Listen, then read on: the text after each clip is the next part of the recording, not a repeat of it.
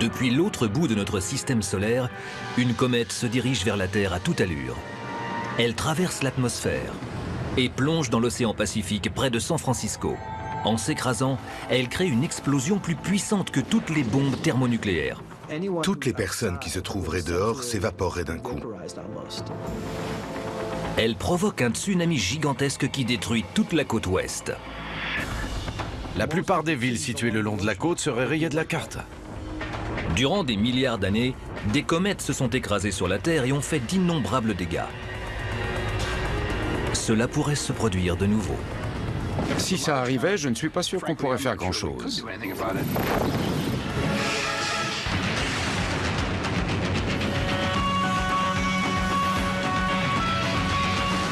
Voici Chute de comète de la série Force de la nature. La comète a longtemps été considérée comme un mauvais présage. Les peuples anciens étaient convaincus qu'une comète avait annoncé la mort de Jules César et qu'une autre avait signalé l'arrivée de la peste noire au Moyen-Âge en Angleterre. Au Moyen-Âge, on considérait les comètes comme des avertissements. On pensait alors que c'était des missiles envoyés par les dieux pour punir les humains de leurs péchés. Certaines civilisations croyaient que les comètes étaient l'expression de la fureur divine. Les témoins les décrivaient comme des épées flamboyantes qui sabraient le ciel durant la nuit. Mais au XVIIe siècle, les astronomes commencent à appréhender la comète comme un objet physique et non comme une créature ou une apparition surnaturelle.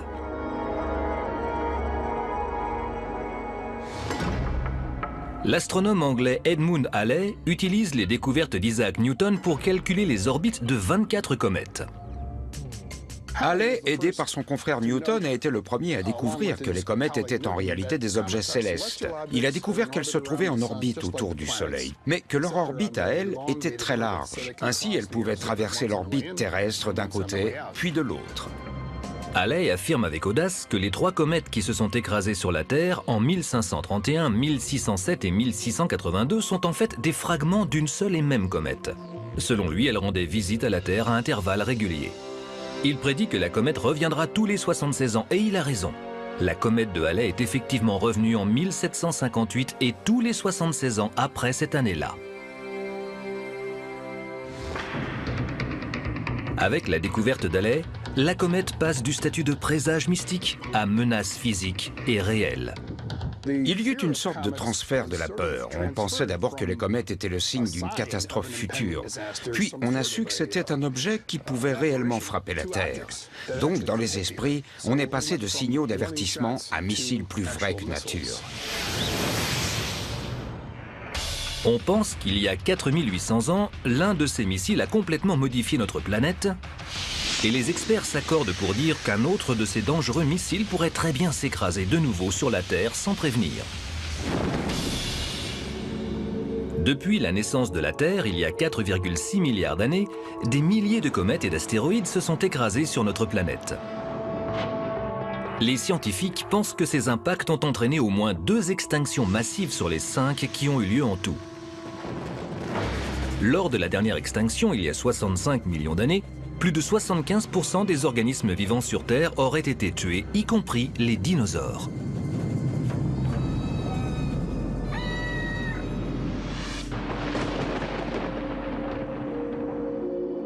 Cependant, des missiles cosmiques de cette taille ne s'écrasent pas tous les jours. Le temps qui s'écoule entre chaque impact dépend essentiellement de la taille de l'objet qui va s'écraser. Par exemple, un objet de 1 km de diamètre pourrait frapper une fois tous les 10 millions d'années, alors qu'un objet de 10 mètres de diamètre pourrait s'écraser sur la Terre plusieurs fois par semaine. Plusieurs scientifiques affirment que ces 10 000 dernières années, soit durant l'époque de l'Holocène, les impacts se sont enchaînés, entraînant d'importantes répercussions.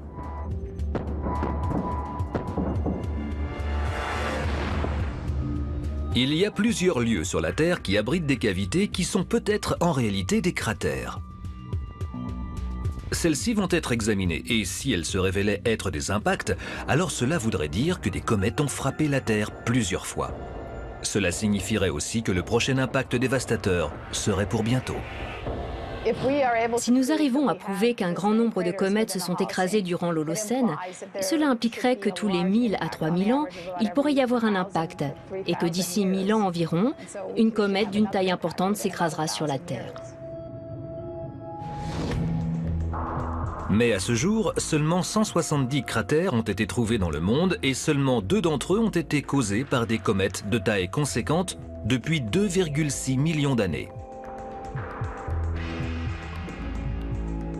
Si l'on découvrait d'autres cratères de taille importante, alors cela signifierait qu'une grosse comète s'écrasera probablement dans le prochain millénaire. Le docteur Bruce Mass et son équipe pensent que les grosses comètes qui se sont écrasées récemment ont laissé des traces au fond des océans. À ce jour, 170 impacts de comètes ont été retrouvés, examinés et validés scientifiquement. Mais pas un seul n'a été découvert dans les océans. Or, ils recouvrent 70% de la surface de la Terre. Donc je pense que nous sommes passés à côté de nombreux cratères, car beaucoup doivent être enfouis sous l'eau. Selon le Dr Abbott et le Dr Mass, l'un de ces cratères manquants aurait été créé il y a 4800 ans. Ils pensent que la comète qui s'est écrasée à cet endroit a fait de nombreux dégâts qui auraient inspiré certaines histoires de la Bible, comme la terrible inondation décrite dans le livre sacré. Toutes les civilisations européennes, asiatiques et américaines possèdent des légendes de cette époque qui décrivent de gigantesques inondations. Nous n'avons qu'un seul mythe universel, celui qui relate des inondations massives. Pour moi, ces légendes pourraient être la preuve qu'un événement catastrophique à échelle mondiale a réellement eu lieu. Selon le Dr Mass, cet événement catastrophique à échelle mondiale pourrait bien être l'impact d'une comète sur la Terre. Ces légendes sont apparues peu après les inondations, et beaucoup d'entre elles parlent de créatures fantastiques ou bien d'objets enflammés dans le ciel. À certains moments, on décrit ces choses exactement de la même manière qu'on décrirait des comètes, c'est-à-dire comme des flammes dans le ciel. Mais dans 33 légendes, il est question de créatures qui s'en rapprochent. Mais pour le Dr Mass, la preuve la plus évidente d'une catastrophe à grande échelle est la série de changements qui s'est opérée dans le monde entier il y a 4800 ans. À cette époque, des civilisations déjà très avancées se développaient à différents endroits du monde. C'était l'époque de la première dynastie de pharaons en Égypte, une civilisation très avancée. Autour de l'année 2800 avant Jésus-Christ, une série de changements climatiques et sociaux s'opèrent dans le monde et de manière assez soudaine. D'un seul coup, l'environnement s'est rafraîchi. Aux endroits où on trouvait des forêts avant, on avait tout à coup des savanes et des prairies. La relation entre l'atmosphère et les océans change, elle aussi. La fameuse oscillation australe El Niño détermine tout le climat de la Terre. Et il y a environ 4800 ans, elle a subi un grand changement d'intensité et de périodicité. Toujours à cette époque, on observe beaucoup de migrations de population. Les peuples se sont déplacés, les langues se sont étendues. On peut prendre l'exemple des Austronésiens qui sont partis de Taïwan et de la métropole chinoise pour s'installer au sud-est de l'Asie. Il y avait aussi les Indo-Aryens qui avaient quitté le nord de l'Inde pour s'installer en Europe centrale et orientale. Le Dr Mass affirme que ces bouleversements sociaux et climatiques sont liés aux grandes inondations qui ont eu lieu à la même époque. Pour lui, elles avaient été causées par l'impact d'une comète. Tous ces changements sont survenus en même temps, donc ça implique que quelque chose est à l'origine de tout cela, et ce pourrait bien être une comète. Elle se serait écrasée il y a 4800 ans dans l'océan et pourrait bien être l'explication à tous ces mythes. Au cours de ses recherches, le Dr Mass a découvert qu'une partie des légendes provenait de la même zone. J'ai analysé 175 légendes parlant de grandes inondations. Si on localise l'origine de ces légendes sur une carte du monde, on peut voir que cela forme une sorte de cercle. Chaque point est à environ 9000 km du point central qui se situe dans l'océan Indien. Ceci nous indique que la comète s'est écrasée à cet endroit. Toutes ces légendes nous donnent des informations sur l'environnement au moment de la catastrophe. Elles parlent de fortes averses, de vents violents et de tsunamis. Grâce à ces informations, on peut arriver à retracer le contexte de la catastrophe. Il est difficile de dater exactement la grande inondation, mais le Dr Maas affirme que ces légendes nous mettent sur la bonne voie. J'ai réussi à trouver une date qui ferait tout coïncider. Ce sont les légendes qui m'ont aidé. Elles parlent de certaines conjonctions de planètes, de certaines constellations, d'éclipses lunaires ou d'éclipses solaires. Puis elles parlent d'un moment où 4 ou 5 planètes étaient visibles à l'œil nu, ce qui est un phénomène vraiment très rare. J'ai entré ces données dans des logiciels d'astronomie et c'est comme ça que j'ai réussi à tomber sur une série d'événements qui ont eu lieu en 2807 avant Jésus-Christ. Le Dr Maas est d'avis qu'une comète gigantesque de 5000 mètres de largeur s'est écrasée dans l'océan Indien à 1500 km de Madagascar. Grâce aux données qu'elle a assimilées au cours des années, le Dr Abbott a pu construire des modèles d'impact et ainsi évaluer la taille de cette comète. Selon elle, la boule de feu aurait paru plus grosse que le Soleil. Elle aurait frappé l'eau à une vitesse de 160 000 km/h avec une énergie de 30 millions de mégatonnes, créant un méga tsunami qui aurait apparemment détruit les littoraux et les villes de 4 continents différents. Dans le monde entier, des pluies torrentielles auraient inondé les villes. Ces pluies auraient été créées par le surplus d'eau de mer et de débris d'impact dans la haute atmosphère. De petites particules d'aérosol auraient été éjectées dans la stratosphère, ce qui aurait bloqué les radiations du Soleil et ainsi refroidi les températures dans le monde entier.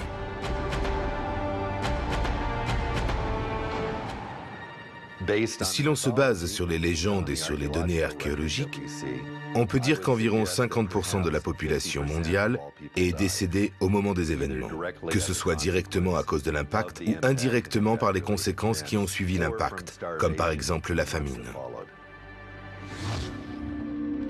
Mais les légendes ne sont pas des preuves scientifiques. La mythologie en elle-même ne peut rien prouver en matière de catastrophes naturelles. Ce qu'il nous faut, ce sont des preuves tangibles. Les scientifiques sont à la recherche de cette preuve tangible dans l'océan Indien. Au fond de cet océan, la preuve qu'une comète gigantesque a frappé la Terre se cache peut-être derrière un minuscule rocher.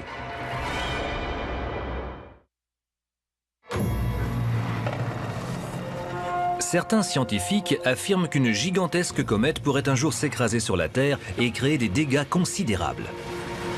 Ce scénario est peut-être déjà arrivé. Il y a 4800 ans, une comète aurait tué plus de 50% de la population mondiale. Paradoxalement, de nombreux scientifiques pensent que ce sont les comètes qui ont amené la vie sur notre planète.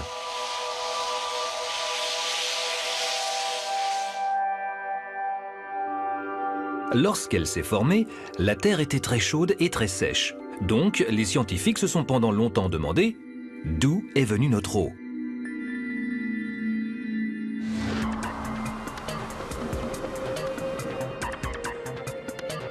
L'une de leurs théories est que les comètes qui s'écrasaient sur la Terre il y a des milliards d'années ont en fait amené l'eau qui allait former nos océans et mers d'aujourd'hui. En 2000, la comète Linear explose en passant devant le Soleil. Une analyse au spectre infrarouge révèle que la comète était presque totalement composée d'eau à l'état de glace. Il est possible que les comètes aient disséminé des molécules organiques complexes qui auraient donné naissance aux premières cellules de la Terre. Les comètes, en s'écrasant, ont apporté une grande partie de l'eau qui remplit nos océans et nos corps aujourd'hui. Et on pense même que ces comètes ont apporté avec elles les molécules à base de charbon qui sont nécessaires à la vie. Ainsi, sans ces bombardements, la vie ne serait peut-être jamais apparue sur la Terre. Et nous devons notre existence à ces objets.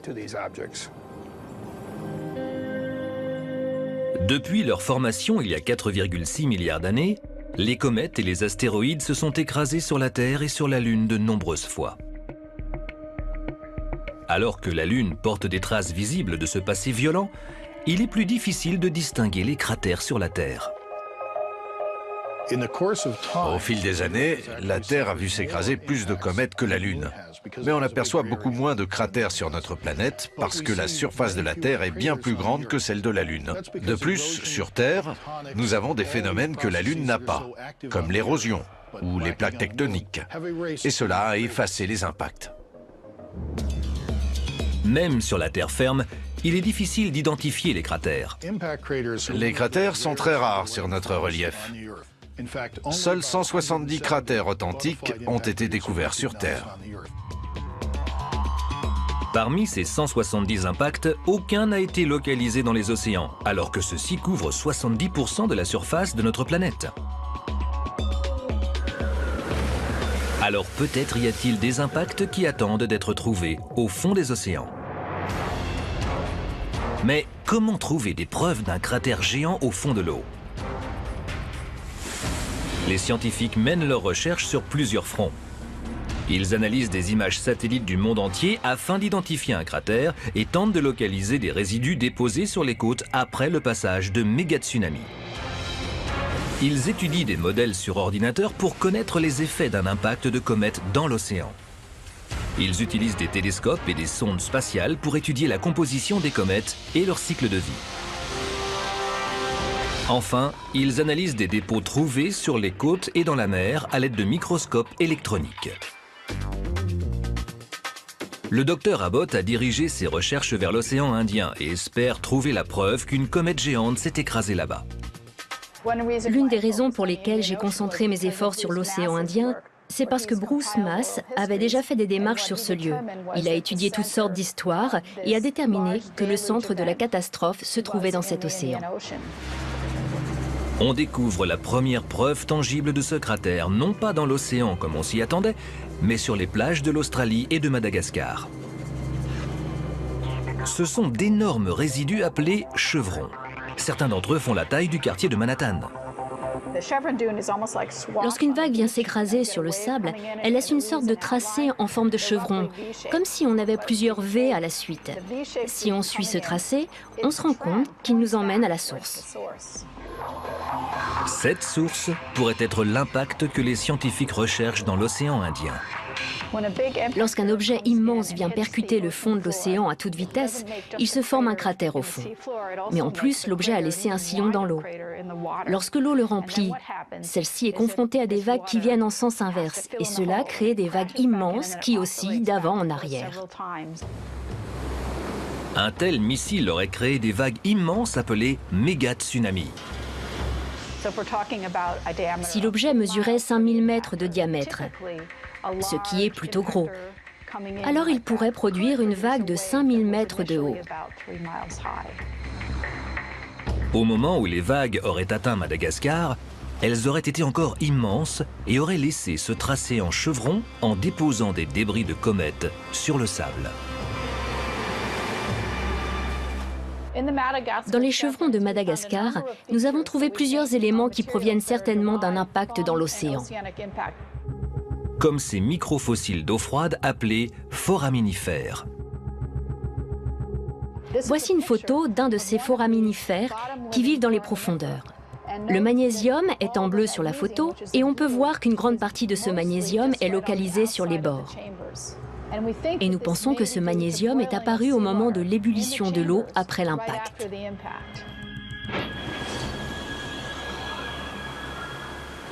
Mais où ce cratère se trouve-t-il exactement?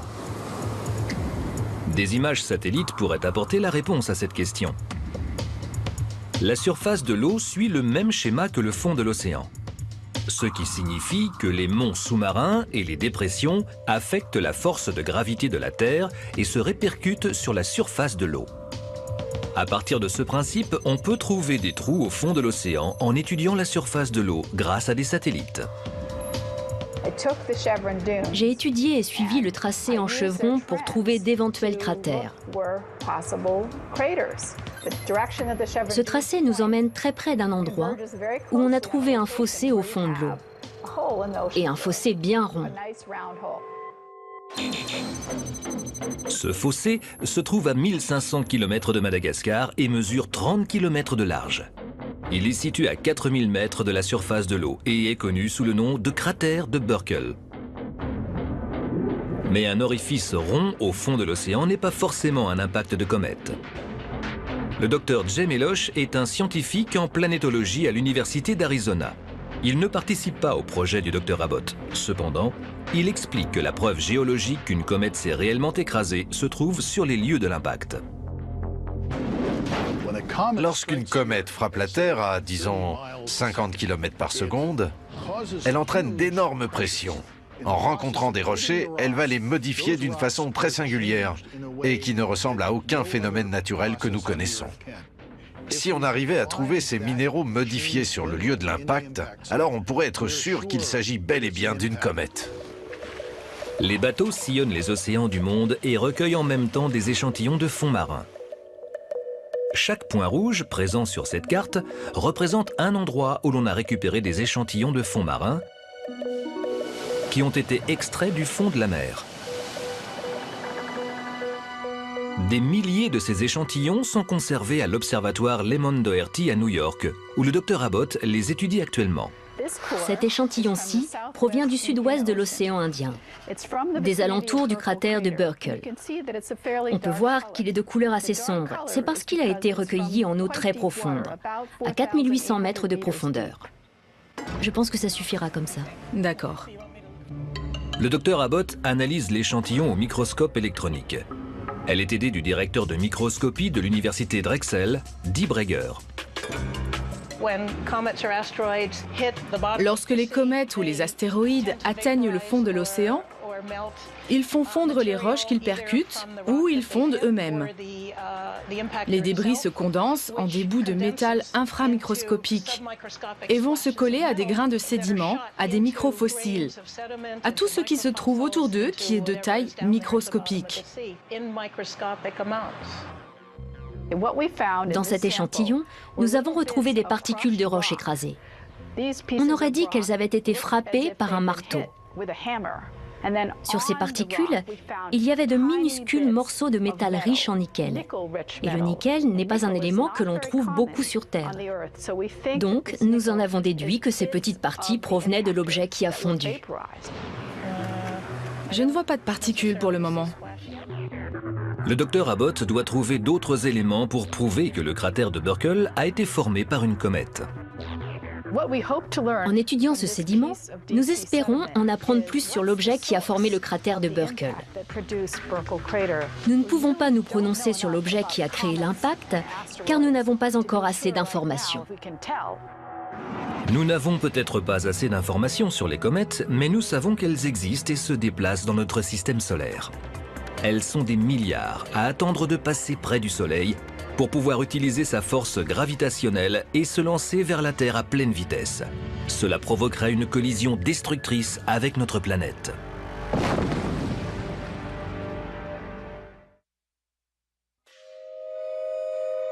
Depuis que l'homme a remarqué ces objets enflammés dans le ciel, les comètes inspirent admiration et peur.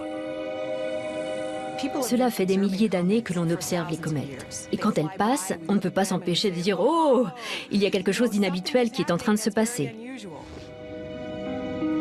Leur histoire débute à la formation de notre système solaire il y a 4,6 milliards d'années.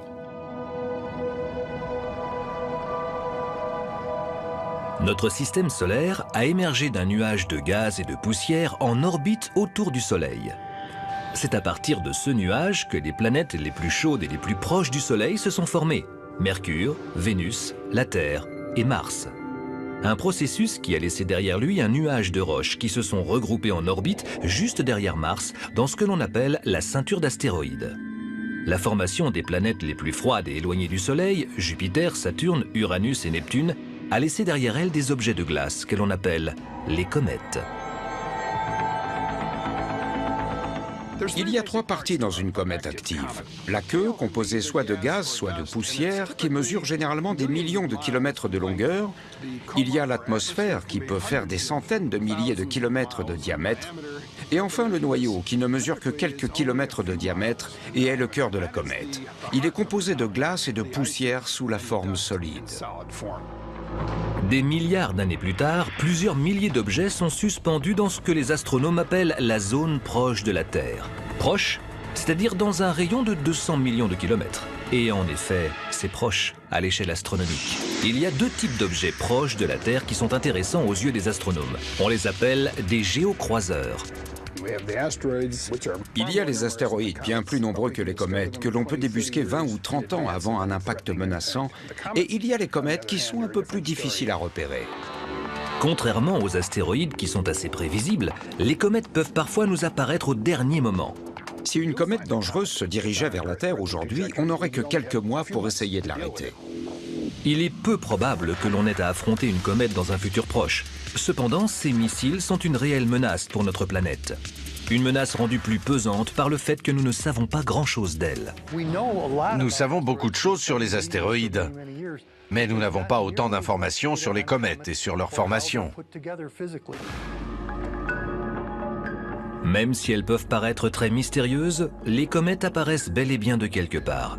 Elles ont deux maisons cosmiques.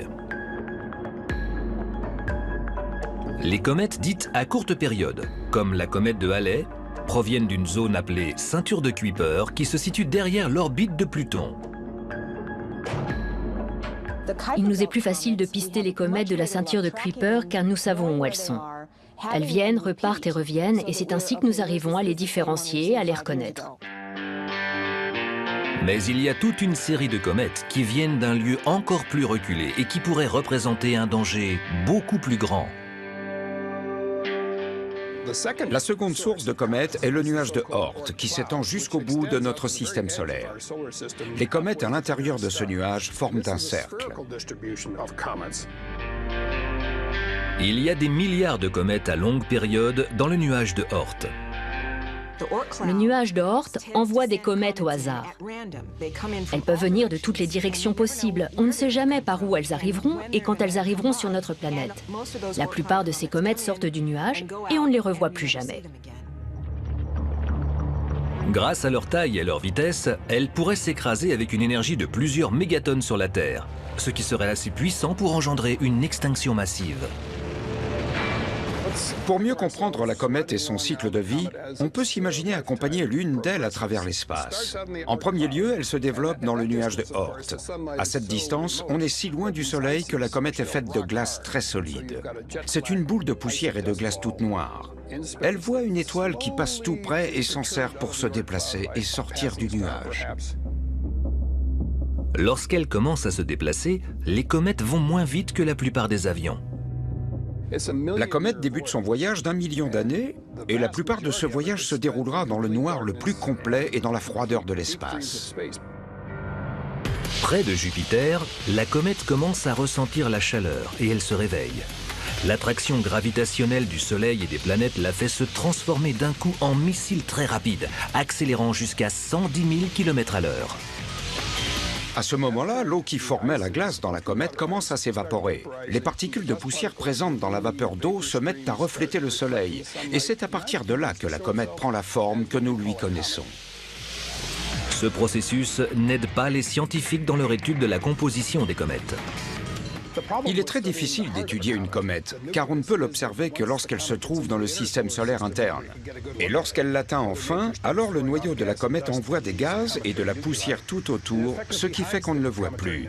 Et donc, pour comprendre la composition de ce noyau, notre seule solution est d'envoyer un vaisseau dans l'espace. Depuis 1978, plusieurs missions ont été réalisées dans l'espace pour étudier les comètes. Mais ce sont les deux dernières qui ont été les plus fructueuses.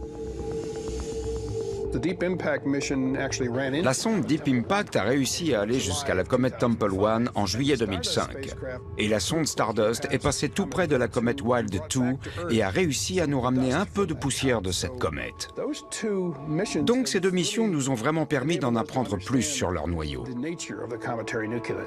Grâce aux sondes, on a plus d'informations sur la composition du noyau des comètes. Ce sont des boules noires faites de poussière et de glace et recouvertes d'une couche de poussière de silicate.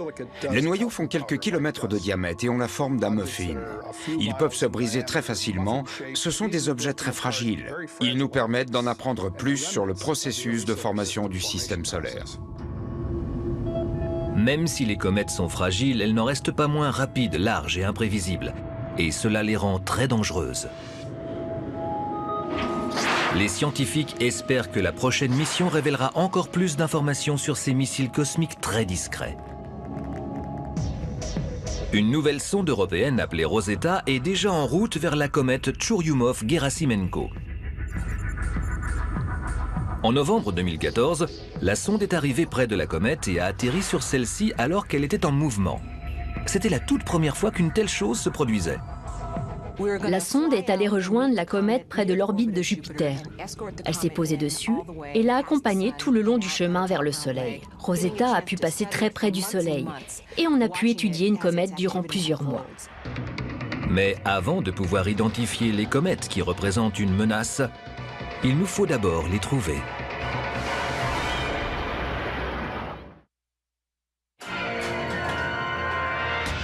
Pour pouvoir protéger notre planète d'une comète dévastatrice, il faudrait que nous la trouvions avant qu'elle ne nous trouve. Les comètes sont toujours une surprise. Ce sont des objets qu'on ne s'attend jamais à trouver. Donc nous préférons utiliser des télescopes qui offrent un angle de vue assez large sur le ciel, plutôt que le télescope Hubble, par exemple, qui permet d'observer une toute petite partie du ciel, mais en détail. De nouveaux télescopes à large champ de vision viennent d'être inventés et nous aideront à observer le ciel et ainsi à détecter les comètes menaçantes. Le Grand Télescope d'études synoptiques, ou LSST, verra le jour en 2019. Il permettra de voir les objets en images numériques, comme par exemple les comètes lointaines. Il possédera un appareil photo de 3000 mégapixels et sera construit sur le Cerro Pachón, au Chili. Le LSST prendra régulièrement une photo du ciel dans son ensemble, ce qui permettra aux scientifiques d'examiner toutes ces photos au fur et à mesure. Et ils seront ainsi capables de voir si quelque chose se déplace dans le ciel. Le 7 août 2006, l'astronome Robert McNaught analyse ces 4 photos et découvre la comète qui portera son nom plus tard. Le point un peu flou qui se déplace au milieu du cercle, c'est la comète McNaught. Une fois que nous avons trouvé la comète, nous devons calculer son orbite afin de prévoir sa trajectoire et de ne plus la perdre de vue. Les astéroïdes sont plus faciles à trouver et à pister car ils sont inactifs. Et leur orbite n'est affectée que par les planètes qui l'entourent. Les comètes sont d'autant plus difficiles à repérer que lorsqu'elles entrent dans le système solaire interne, elles peuvent se diriger vers le Soleil, mais lancent du gaz qui a pour effet de les pousser dans la direction opposée. Cela modifie leur trajectoire, de la même manière qu'un moteur de fusée. Il est donc très difficile de calculer leur orbite avec précision. Il y a encore un autre problème. Les comètes sont indétectables jusqu'à ce qu'elles atteignent l'orbite de Jupiter et qu'elles se mettent à projeter du gaz et de la poussière. Une comète met seulement 9 mois pour aller de l'orbite de Jupiter jusqu'à celle de la Terre. Et nous, il nous faudrait plusieurs mois pour trouver l'orbite de la comète et pour déterminer si elle représente une menace ou non. Mais cela pourrait être pire. Certaines comètes sont découvertes très près de la Terre. La comète McNaught a été repérée en août 2006, 4 mois seulement avant qu'elle ne passe à proximité de l'orbite de la Terre en novembre de la même année.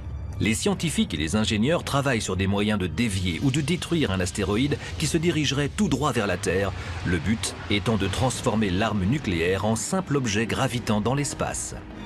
Mais aujourd'hui, si l'objet qui fonçait vers la Terre était une comète, on ne pourrait pas grand-chose pour l'arrêter. Il est peu probable que l'on détecte dans un futur proche une grosse comète qui s'approcherait dangereusement de la Terre. La mauvaise nouvelle, c'est que si ça venait à se passer, on ne pourrait pas y faire grand-chose. La bonne nouvelle, c'est qu'il y a très peu de chances que ça arrive. À ce jour, David Levy a découvert 22 comètes depuis son observatoire qui se situe dans le désert de l'Arizona. À chaque fois que je découvre une comète, j'ai un moment de panique et je me dis, est-ce qu'elle représente un danger pour la Terre ? Il y a quelques mois, j'en ai trouvé une qui revient tous les 5 ans. Et il est possible qu'un jour, elle finisse par devenir une menace. Mais on n'en est pas absolument sûr. En fait, on ne sait pas assez de choses sur cette comète. En 1992, M. Levy est avec le Dr Eugène et Caroline Shoemaker lorsqu'ils découvrent la comète Shoemaker-Levy 9 qui s'est écrasée sur Jupiter en 1994.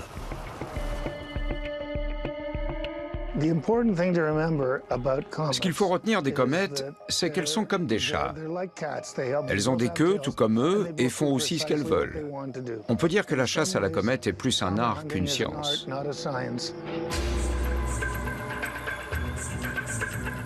Quelles seraient les conséquences si une comète aussi grosse que celle d'il y a 4800 ans s'abattait sur San Francisco aujourd'hui?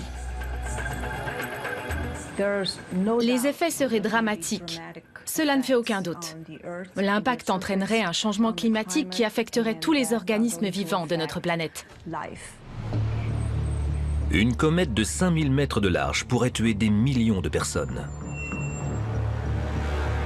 Mais il nous est impossible de prévoir toutes les conséquences d'un tel impact. Heureusement pour nous, nous n'avons jamais vu de grosses comètes s'écraser sur la Terre. Mais nous pouvons prévoir l'issue de ce drame en nous servant des lois de la physique.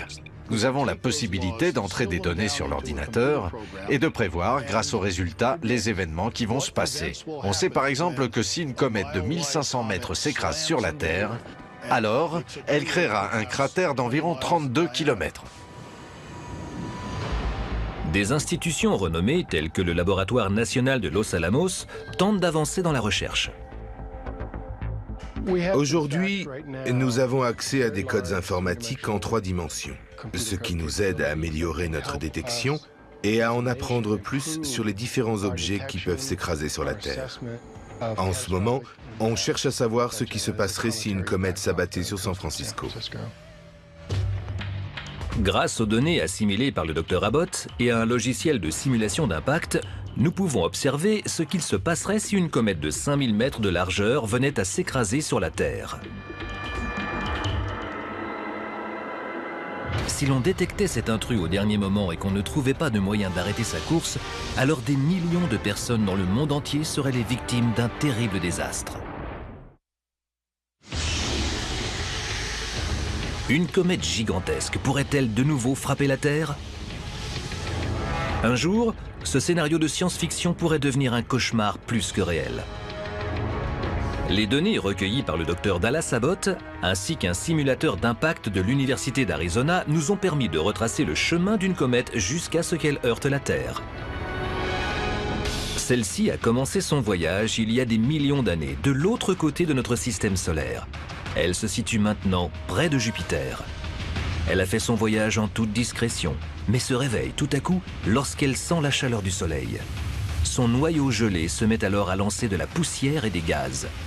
La comète se trouve à 4 mois de sa cible, la Terre.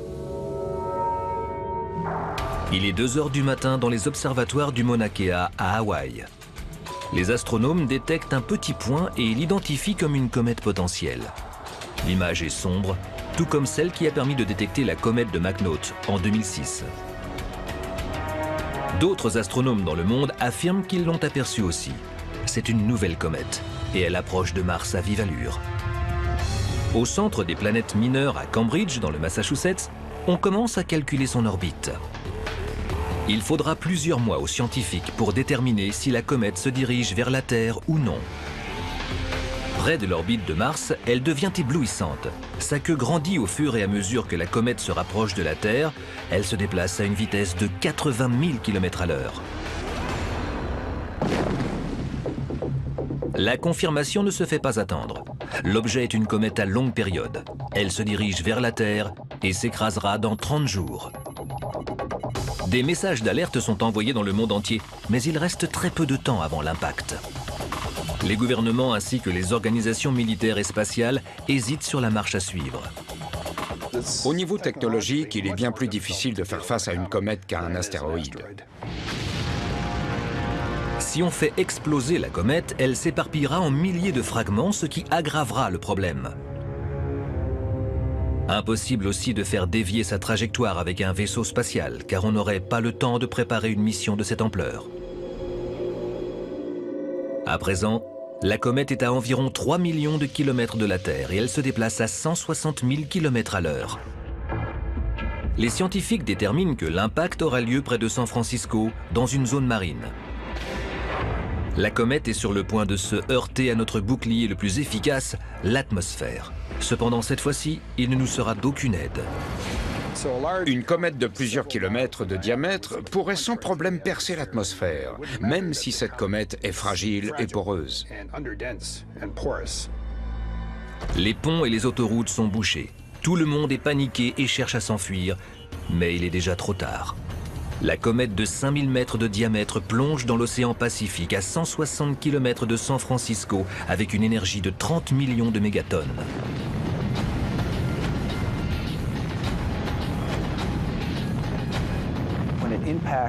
Au moment de l'impact, l'eau à la surface s'évaporerait presque immédiatement. L'impact entraîne une explosion à radiation thermique dans toute la ville. La température monterait d'un coup à 1200 degrés. Ce qui veut dire que toutes les personnes hors de chez elles, à ce moment-là, s'évaporeraient en un rien de temps. Les structures en bois ou en verre et les forêts s'enflamment en une fraction de seconde. Les flammes détruisent la ville. Plus de 7 millions de personnes brûlent près de la côte sous la chaleur mortelle. Un tremblement de terre de magnitude 9 a été provoqué par l'impact et les buildings de San Francisco s'effondrent. Le Bay Bridge s'écroule. Le Golden Gate Bridge cède devant le pouvoir inexorable de la nature. Le sol se liquéfie et engloutit des quartiers entiers. Il se fissure et transforme la ligne d'horizon de la ville. Les minutes passent au ralenti et des débris de fond marin mesurant 7 cm pleuvent sur la ville sans défense. Au milieu du chaos et de la destruction, un moment de silence inquiétant annonce le bang sonique qui va suivre. L'explosion assourdissante se propage à une vitesse de plus de 4 fois celle du son et détruit tout ce qui tenait encore debout. L'explosion en elle-même et la pression produite par l'explosion détruiraient un grand nombre de buildings à San Francisco. La plupart des immeubles de la ville s'écrouleraient. Des débris de verre sont éparpillés un peu partout dans les rues. Les ponts des autoroutes s'effondrent. Des vents violents font voler les voitures et les camions. Et maintenant, ce paysage de destruction absolue est sur le point d'être submergé par les eaux. L'impact de la comète a créé un véritable méga-tsunami à seulement 160 km de là. L'énorme vague s'écrase sur le Golden Gate Bridge pour ensuite venir s'abattre sur la baie. Les vagues inondent la ville. Puis elle part en direction de l'ouest vers Hawaï à une vitesse de 800 km à l'heure. Si un tel scénario se déroulait aujourd'hui, la plupart des villes littorales seraient rayées de la carte. La ville de San Francisco est anéantie. L'impact a envoyé de la vapeur d'eau et des particules solides dans l'air à plus de 15 km, les injectant dans la stratosphère. À des milliers de kilomètres de là, les fragments d'impact ont engendré des feux. Des pluies torrentielles ravagent les territoires d'Amérique du Sud, du Canada et d'Asie orientale. Les vallées et les plaines sont inondées. Les eaux déciment des communautés et détruisent des régions entières. La quantité d'eau et de chaleur injectée dans l'atmosphère crée des tempêtes sans précédent. Tout cela pourrait créer un ouragan géant, c'est-à-dire un ouragan de catégorie 5, comme Katrina, mais 3 fois plus fort et qui ferait 100 fois plus de dégâts. Lorsque l'ouragan atteindrait la Terre, il produirait tellement de pluie que ce serait le genre d'ouragan qu'on ne voit que tous les 10 000 ans ou même tous les 100 000 ans. Mais le chaos n'est pas encore complet. Des volutes de vapeur commenceraient à se propager à travers le globe et cela entraînerait une baisse progressive des températures.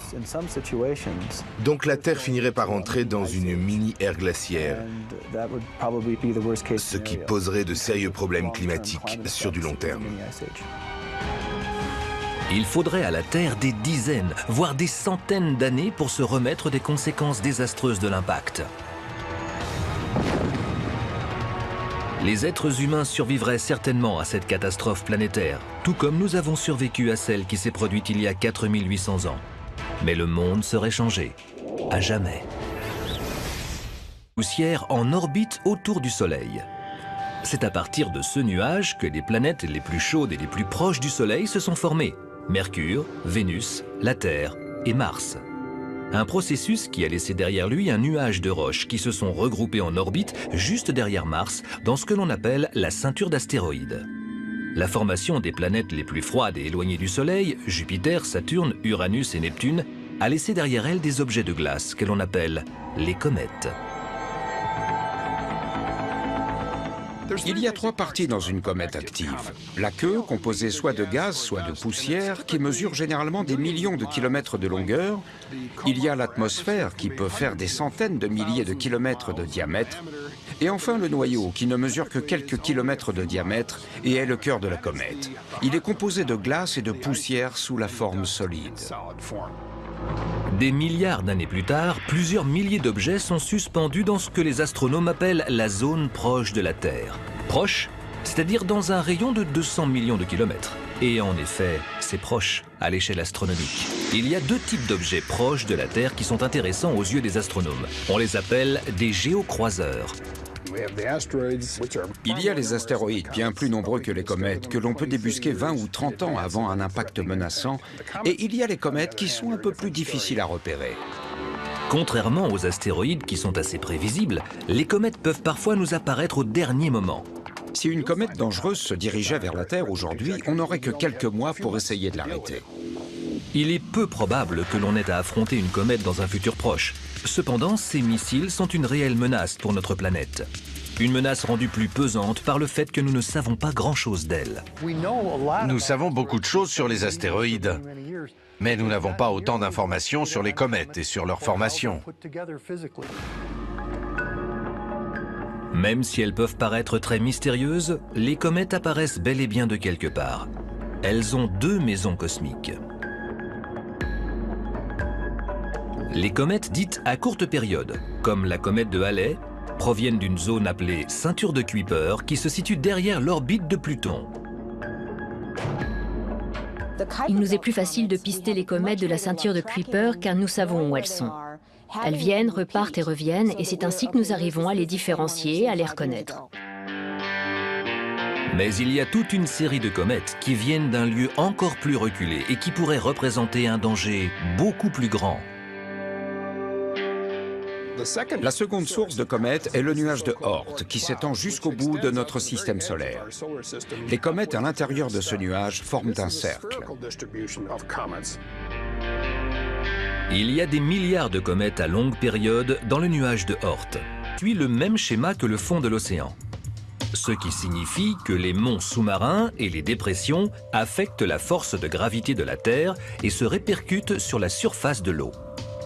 À partir de ce principe, on peut trouver des trous au fond de l'océan en étudiant la surface de l'eau grâce à des satellites. J'ai étudié et suivi le tracé en chevron pour trouver d'éventuels cratères. Ce tracé nous emmène très près d'un endroit où on a trouvé un fossé au fond de l'eau. Et un fossé bien rond. Ce fossé se trouve à 1500 km de Madagascar et mesure 30 km de large. Il est situé à 4000 mètres de la surface de l'eau et est connu sous le nom de cratère de Burckle. Mais un orifice rond au fond de l'océan n'est pas forcément un impact de comète. Le docteur Jay Meloche est un scientifique en planétologie à l'université d'Arizona. Il ne participe pas au projet du docteur Abbott. Cependant, il explique que la preuve géologique qu'une comète s'est réellement écrasée se trouve sur les lieux de l'impact. Lorsqu'une comète frappe la Terre à, disons, 50 km par seconde, elle entraîne d'énormes pressions. En rencontrant des rochers, elle va les modifier d'une façon très singulière et qui ne ressemble à aucun phénomène naturel que nous connaissons. Si on arrivait à trouver ces minéraux modifiés sur le lieu de l'impact, alors on pourrait être sûr qu'il s'agit bel et bien d'une comète. Les bateaux sillonnent les océans du monde et recueillent en même temps des échantillons de fonds marins. Chaque point rouge présent sur cette carte représente un endroit où l'on a récupéré des échantillons de fonds marins qui ont été extraits du fond de la mer. Des milliers de ces échantillons sont conservés à l'observatoire Lemon Doherty à New York, où le Dr Abbott les étudie actuellement. Cet échantillon-ci provient du sud-ouest de l'océan Indien, des alentours du cratère de Burckle. On peut voir qu'il est de couleur assez sombre. C'est parce qu'il a été recueilli en eau très profonde, à 4800 mètres de profondeur. Je pense que ça suffira comme ça. D'accord. Le Dr Abbott analyse l'échantillon au microscope électronique. Elle est aidée du directeur de microscopie de l'université Drexel, Dee Breger. Lorsque les comètes ou les astéroïdes atteignent le fond de l'océan, ils font fondre les roches qu'ils percutent ou ils fondent eux-mêmes. Les débris se condensent en des bouts de métal inframicroscopiques et vont se coller à des grains de sédiments, à des microfossiles, à tout ce qui se trouve autour d'eux qui est de taille microscopique. Dans cet échantillon, nous avons retrouvé des particules. Les bouleversements sociaux et climatiques sont liés aux grandes inondations qui ont eu lieu à la même époque. Pour lui, elles avaient été causées par l'impact d'une comète. Tous ces changements sont survenus en même temps, donc ça implique que quelque chose est à l'origine de tout cela, et ce pourrait bien être une comète. Elle se serait écrasée il y a 4800 ans dans l'océan et pourrait bien être l'explication à tous ces mythes. Au cours de ses recherches, le Dr Maas a découvert qu'une partie des légendes provenait de la même zone. J'ai analysé 175 légendes parlant de grandes inondations. Si on localise l'origine de ces légendes sur une carte du monde, on peut voir que cela forme une sorte de cercle. Chaque point est à environ 9000 km du point central qui se situe dans l'océan Indien. Ceci nous indique que la comète s'est écrasée à cet endroit. Toutes ces légendes nous donnent des informations sur l'environnement au moment de la catastrophe. Elles parlent de fortes averses, de vents violents et de tsunamis. Grâce à ces informations, on peut arriver à retracer le contexte de la catastrophe. Il est difficile de dater exactement la grande inondation, mais le Dr Maas affirme que ces légendes nous mettent sur la bonne voie. J'ai réussi à trouver une date qui ferait tout coïncider. Ce sont les légendes qui m'ont aidé. Elles parlent de certaines conjonctions de planètes, de certaines constellations, d'éclipses lunaires ou d'éclipses solaires. Puis elles parlent d'un moment où 4 ou 5 planètes étaient visibles à l'œil nu, ce qui est un phénomène vraiment très rare. J'ai entré ces données dans des logiciels d'astronomie et c'est comme ça que j'ai réussi à tomber sur une série d'événements qui ont eu lieu en 2807 avant Jésus-Christ. Le Dr Maas est d'avis qu'une comète gigantesque de 5000 mètres de largeur s'est écrasée dans l'océan Indien à 1500 km de Madagascar. Grâce aux données qu'elle a assimilées au cours des années, le Dr Abbott a pu construire des modèles d'impact et ainsi évaluer la taille de cette comète. Selon elle, la boule de feu aurait paru plus grosse que le Soleil. Elle aurait frappé l'eau à une vitesse de 160 000 km/h avec une énergie de 30 millions de mégatonnes, créant un méga tsunami qui aurait apparemment détruit les littoraux et les villes de 4 continents différents. Dans le monde entier, des pluies torrentielles auraient inondé les villes. Ces pluies auraient été créées par le surplus d'eau de mer et de débris d'impact dans la haute atmosphère. De petites particules d'aérosol auraient été éjectées dans la stratosphère, ce qui aurait bloqué les radiations du Soleil et ainsi refroidi les températures dans le monde entier. Il y a 65 millions d'années, plus de 75% des organismes vivants sur Terre auraient été tués, y compris les dinosaures.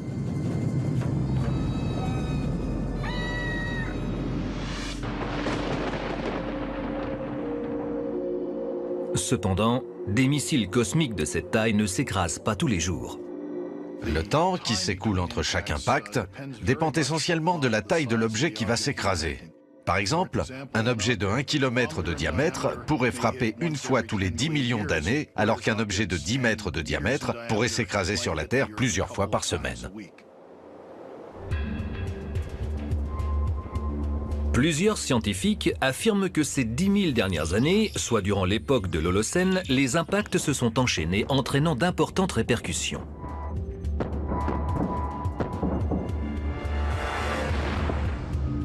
Il y a plusieurs lieux sur la Terre qui abritent des cavités qui sont peut-être en réalité des cratères. Celles-ci vont être examinées et si elles se révélaient être des impacts, alors cela voudrait dire que des comètes ont frappé la Terre plusieurs fois. Cela signifierait aussi que le prochain impact dévastateur serait pour bientôt. Si nous arrivons à prouver qu'un grand nombre de comètes se sont écrasées durant l'Holocène, cela impliquerait que tous les 1000 à 3000 ans, il pourrait y avoir un impact et que d'ici 1000 ans environ, une comète d'une taille importante s'écrasera sur la Terre.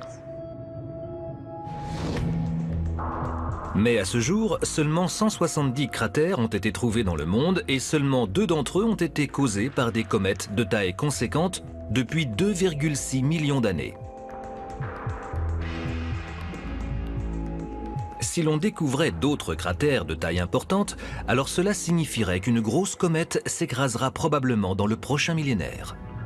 Le docteur Bruce Mass et son équipe pensent que les grosses comètes qui se sont écrasées récemment ont laissé des traces au fond des océans. À ce jour, 170 impacts de comètes ont été retrouvés, examinés et validés scientifiquement.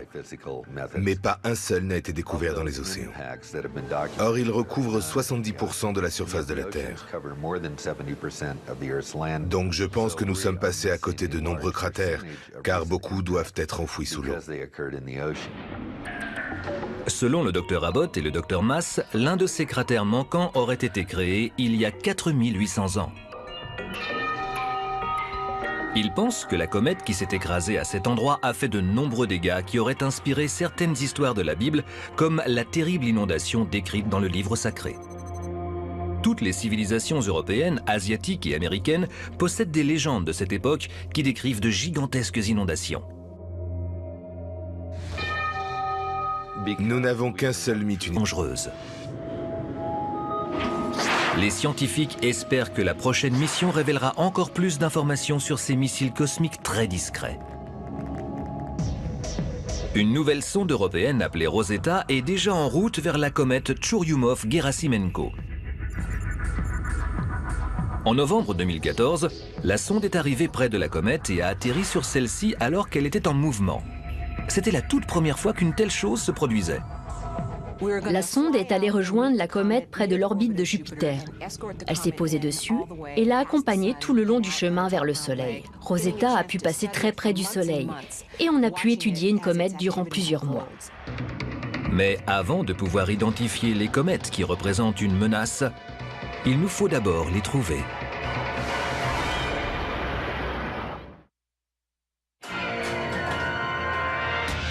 Pour pouvoir protéger notre planète d'une comète dévastatrice, il faudrait que nous la trouvions avant qu'elle ne nous trouve. Les comètes sont toujours une surprise. Ce sont des objets qu'on ne s'attend jamais à trouver. Donc nous préférons utiliser des télescopes qui offrent un angle de vue assez large sur le ciel, plutôt que le télescope Hubble, par exemple, qui permet d'observer une toute petite partie du ciel, mais en détail. De nouveaux télescopes à large champ de vision viennent d'être inventés et nous aideront à observer le ciel et ainsi à détecter les comètes menaçantes. Le Grand Télescope d'études synoptiques ou LSST verra le jour en 2019. Il permettra de voir les objets en images numériques comme par exemple les comètes lointaines. Il possédera un appareil photo de 3000 mégapixels et sera construit sur le Cerro Pachón au Chili. Le LSST prendra régulièrement une photo du ciel dans son ensemble, ce qui permettra aux scientifiques d'examiner toutes ces photos au fur et à mesure. Et ils seront ainsi capables de voir si quelque chose se déplace dans le ciel. Le 7 août 2006, l'astronome Robert McNaught analyse ces 4 photos et découvre la comète qui portera son nom plus tard. Le point un peu flou qui se déplace au milieu du cercle, c'est la comète McNaught. Une fois que nous avons trouvé la comète, nous devons calculer son orbite afin de prévoir sa trajectoire et de ne plus la perdre de vue. Les astéroïdes sont plus faciles à trouver et à pister car ils sont inactifs, et leur orbite n'est affectée que par les planètes qui l'entourent. Les comètes sont d'autant plus difficiles à repérer que lorsqu'elles entrent dans le système solaire interne, elles peuvent se diriger vers le Soleil, mais lancent du gaz qui a pour effet de les pousser dans la direction opposée. Cela modifie leur trajectoire, de la même manière qu'un moteur de fusée. Il est donc très difficile de calculer leur orbite avec précision. Du cercle, c'est la comète McNaught. Une fois que nous avons trouvé la comète, nous devons calculer son orbite afin de prévoir sa trajectoire et de ne plus la perdre de vue. Les astéroïdes sont plus faciles à trouver et à pister car ils sont inactifs, et leur orbite n'est affectée que par les planètes qui l'entourent. Les comètes sont d'autant plus difficiles à repérer que lorsqu'elles entrent dans le système solaire interne, elles peuvent se diriger vers le Soleil, mais lancent du gaz qui a pour effet de les pousser dans la direction opposée. Cela modifie leur trajectoire, de la même manière qu'un moteur de fusée. Il est donc très difficile de calculer leur orbite avec précision. Il y a encore un autre problème. Les comètes sont indétectables jusqu'à ce qu'elles atteignent l'orbite de Jupiter et qu'elles se mettent à projeter du gaz et de la poussière. Une comète met seulement 9 mois pour aller de l'orbite de Jupiter jusqu'à celle de la Terre. Et nous, il nous faudrait plusieurs mois pour trouver l'orbite de la comète et pour déterminer si elle représente une menace ou non. Mais cela pourrait être pire. Certaines comètes sont découvertes très près de la Terre. La comète McNaught a été repérée en août 2006, 4 mois seulement avant qu'elle ne passe à proximité de l'orbite de la Terre en novembre de la même année. Les scientifiques et les ingénieurs travaillent sur des moyens de dévier ou de détruire un astéroïde qui se dirigerait tout droit vers la Terre, le but étant de transformer l'arme nucléaire en simple objet gravitant dans l'espace. Mais aujourd'hui, si l'objet qui fonçait vers la Terre était une comète, on ne pourrait pas grand-chose pour l'arrêter. Il est peu probable que l'on détecte dans un futur proche une grosse comète qui s'approcherait dangereusement de la Terre. La mauvaise nouvelle, c'est que si ça venait à se passer, on ne pourrait pas y faire grand-chose. La bonne nouvelle, c'est qu'il y a très peu de chances que ça arrive. À ce jour, David Levy a découvert 22 comètes depuis son observatoire qui se situe dans le désert de l'Arizona. À chaque fois que je découvre une comète, j'ai un moment de panique et je me dis, est-ce qu'elle représente un danger pour la Terre ? Il y a quelques mois, j'en ai trouvé une qui revient tous les 5 ans. Et il est possible qu'un jour, elle finisse par devenir une menace. Mais on n'en est pas absolument sûr. En fait, on ne sait pas assez de choses sur cette comète. En 1992, M. Levy est avec le Dr Eugène et Caroline Shoemaker lorsqu'ils découvrent la comète Shoemaker-Levy 9 qui s'est écrasée sur Jupiter en 1994.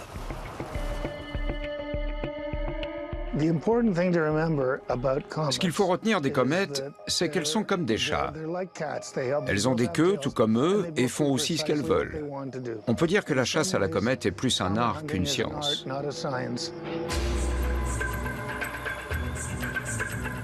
Quelles seraient les conséquences si une comète aussi grosse que celle d'il y a 4800 ans s'abattait sur San Francisco aujourd'hui ?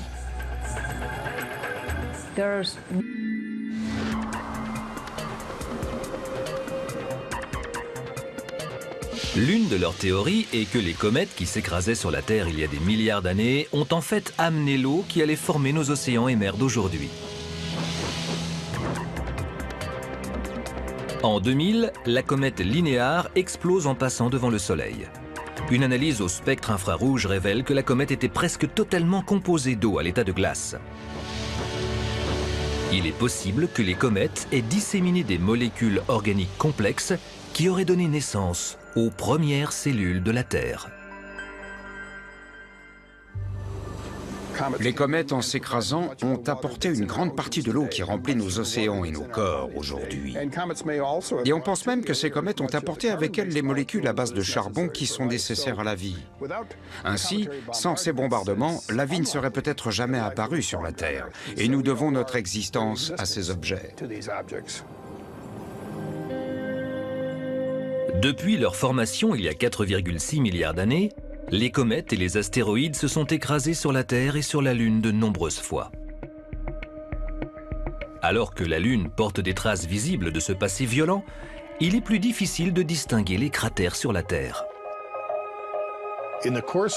Au fil des années, la Terre a vu s'écraser plus de comètes que la Lune. Mais on aperçoit beaucoup moins de cratères sur notre planète parce que la surface de la Terre est bien plus grande que celle de la Lune. De plus, sur Terre, nous avons des phénomènes que la Lune n'a pas, comme l'érosion. ou les plaques tectoniques. Et cela a effacé les impacts. Même sur la terre ferme, il est difficile d'identifier les cratères. Les cratères sont très rares sur notre relief. Seuls 170 cratères authentiques ont été découverts sur Terre. Parmi ces 170 impacts, aucun n'a été localisé dans les océans, alors que ceux-ci couvrent 70% de la surface de notre planète. Alors peut-être y a-t-il des impacts qui attendent d'être trouvés au fond des océans. Mais comment trouver des preuves d'un cratère géant au fond de l'eau? Les scientifiques mènent leurs recherches sur plusieurs fronts. Ils analysent des images satellites du monde entier afin d'identifier un cratère et tentent de localiser des résidus déposés sur les côtes après le passage de méga-tsunamis. Ils étudient des modèles sur ordinateur pour connaître les effets d'un impact de comète dans l'océan. Ils utilisent des télescopes et des sondes spatiales pour étudier la composition des comètes et leur cycle de vie.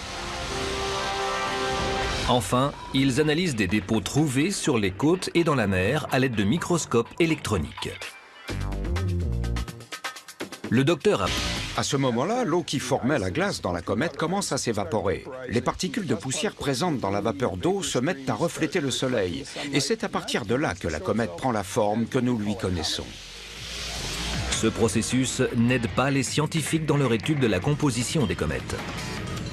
Il est très difficile d'étudier une comète, car on ne peut l'observer que lorsqu'elle se trouve dans le système solaire interne. Et lorsqu'elle l'atteint enfin, alors le noyau de la comète envoie des gaz et de la poussière tout autour, ce qui fait qu'on ne le voit plus. Et donc pour comprendre la composition de ce noyau, notre seule solution est d'envoyer un vaisseau dans l'espace. Depuis 1978, plusieurs missions ont été réalisées dans l'espace pour étudier les comètes. Mais ce sont les deux dernières qui ont été les plus fructueuses. La sonde Deep Impact a réussi à aller jusqu'à la comète Tempel 1 en juillet 2005. Et la sonde Stardust est passée tout près de la comète Wild 2 et a réussi à nous ramener un peu de poussière de cette comète. Donc ces deux missions nous ont vraiment permis d'en apprendre plus sur leur noyau. Grâce aux sondes, on a plus d'informations sur la composition du noyau des comètes. Ce sont des boules noires faites de poussière et de glace et recouvertes d'une couche de poussière de silicate. Les noyaux font quelques kilomètres de diamètre et ont la forme d'un muffin. Ils peuvent se briser très facilement. Ce sont des objets très fragiles. Ils nous permettent d'en apprendre plus sur le processus de formation du système solaire. Même si les comètes sont fragiles, elles n'en restent pas moins rapides, larges et imprévisibles. Et cela les rend très dangereuses. Les scientifiques espèrent que la prochaine mission révélera encore plus d'informations sur ces missiles cosmiques très discrets. Une nouvelle sonde européenne appelée Rosetta est déjà en route vers la comète Churyumov-Gerasimenko. En novembre 2014, la sonde est arrivée près de la comète et a atterri sur celle-ci alors qu'elle était en mouvement. C'était la toute première fois qu'une telle chose se produisait. La sonde est allée rejoindre la comète près de l'orbite de Jupiter. Elle s'est posée dessus et l'a accompagnée tout le long du chemin vers le Soleil. Rosetta a pu passer très près du Soleil et on a pu étudier une comète durant plusieurs mois. Mais avant de pouvoir identifier les comètes qui représentent une menace, il nous faut d'abord les trouver.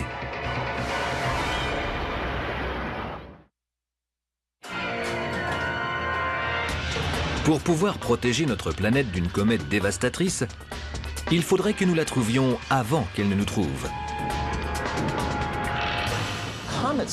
Les comètes sont toujours une surprise. Ce sont des objets qu'on ne s'attend jamais à trouver. Donc nous préférons utiliser des télescopes qui offrent un angle de vue assez large sur le ciel, Identifier un cratère et tentent de localiser des résidus déposés sur les côtes après le passage de méga-tsunamis. Ils étudient des modèles sur ordinateur pour connaître les effets d'un impact de comète dans l'océan. Ils utilisent des télescopes et des sondes spatiales pour étudier la composition des comètes et leur cycle de vie. Enfin, ils analysent des dépôts trouvés sur les côtes et dans la mer à l'aide de microscopes électroniques. Le docteur Abbott a dirigé ses recherches vers l'océan Indien et espère trouver la preuve qu'une comète géante s'est écrasée là-bas. L'une des raisons pour lesquelles j'ai concentré mes efforts sur l'océan Indien, c'est parce que Bruce Mass avait déjà fait des démarches sur ce lieu. Il a étudié toutes sortes d'histoires et a déterminé que le centre de la catastrophe se trouvait dans cet océan. On découvre la première preuve tangible de ce cratère, non pas dans l'océan comme on s'y attendait, mais sur les plages de l'Australie et de Madagascar. Ce sont d'énormes résidus appelés chevrons. Certains d'entre eux font la taille du quartier de Manhattan. Lorsqu'une vague vient s'écraser sur le sable, elle laisse une sorte de tracé en forme de chevron, comme si on avait plusieurs V à la suite. Si on suit ce tracé, on se rend compte qu'il nous emmène à la source. Cette source pourrait être l'impact que les scientifiques recherchent dans l'océan Indien. Lorsqu'un objet immense vient percuter le fond de l'océan à toute vitesse, il se forme un cratère au fond. Mais en plus, l'objet a laissé un sillon dans l'eau. Lorsque l'eau le remplit, celle-ci est confrontée à des vagues qui viennent en sens inverse, et cela crée des vagues immenses qui oscillent d'avant en arrière. Un tel missile aurait créé des vagues immenses appelées méga-tsunamis. Si l'objet mesurait 5000 mètres de diamètre, ce qui est plutôt gros, alors il pourrait produire une vague de 5000 mètres de haut. Au moment où les vagues auraient atteint Madagascar, elles auraient été encore immenses et auraient laissé se tracer en chevron en déposant des débris de comètes sur le sable. Dans les chevrons de Madagascar, nous avons trouvé plusieurs éléments qui proviennent certainement d'un impact dans l'océan. Comme ces microfossiles d'eau froide appelés foraminifères. Voici une photo d'un de ces foraminifères qui vivent dans les profondeurs. Le magnésium est en bleu sur la photo et on peut voir qu'une grande partie de ce magnésium est localisée sur les bords. Et nous pensons que ce magnésium est apparu au moment de l'ébullition de l'eau après l'impact.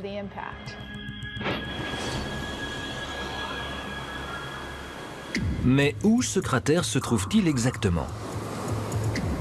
Des images satellites pourraient apporter pour déterminer si la comète se dirige vers la Terre ou non. Près de l'orbite de Mars, elle devient éblouissante. Sa queue grandit au fur et à mesure que la comète se rapproche de la Terre. Elle se déplace à une vitesse de 80 000 km/h. La confirmation ne se fait pas attendre. L'objet est une comète à longue période. Elle se dirige vers la Terre et s'écrasera dans 30 jours. Des messages d'alerte sont envoyés dans le monde entier, mais il reste très peu de temps avant l'impact. Les gouvernements ainsi que les organisations militaires et spatiales hésitent sur la marche à suivre. Au niveau technologique, il est bien plus difficile de faire face à une comète qu'à un astéroïde. Si on fait exploser la comète, elle s'éparpillera en milliers de fragments, ce qui aggravera le problème. Impossible aussi de faire dévier sa trajectoire avec un vaisseau spatial, car on n'aurait pas le temps de préparer une mission de cette ampleur. À présent, la comète est à environ 3 millions de kilomètres de la Terre et elle se déplace à 160 000 km/h. Les scientifiques déterminent que l'impact aura lieu près de San Francisco, dans une zone marine. La comète est sur le point de se heurter à notre bouclier le plus efficace, l'atmosphère. Cependant, cette fois-ci, il ne nous sera d'aucune aide. Une comète de plusieurs kilomètres de diamètre pourrait sans problème percer l'atmosphère, même si cette comète est fragile et poreuse. Les ponts et les autoroutes sont bouchés. Tout le monde est paniqué et cherche à s'enfuir, mais il est déjà trop tard. La comète de 5000 mètres de diamètre plonge dans l'océan Pacifique à 160 km de San Francisco avec une énergie de 30 millions de mégatonnes.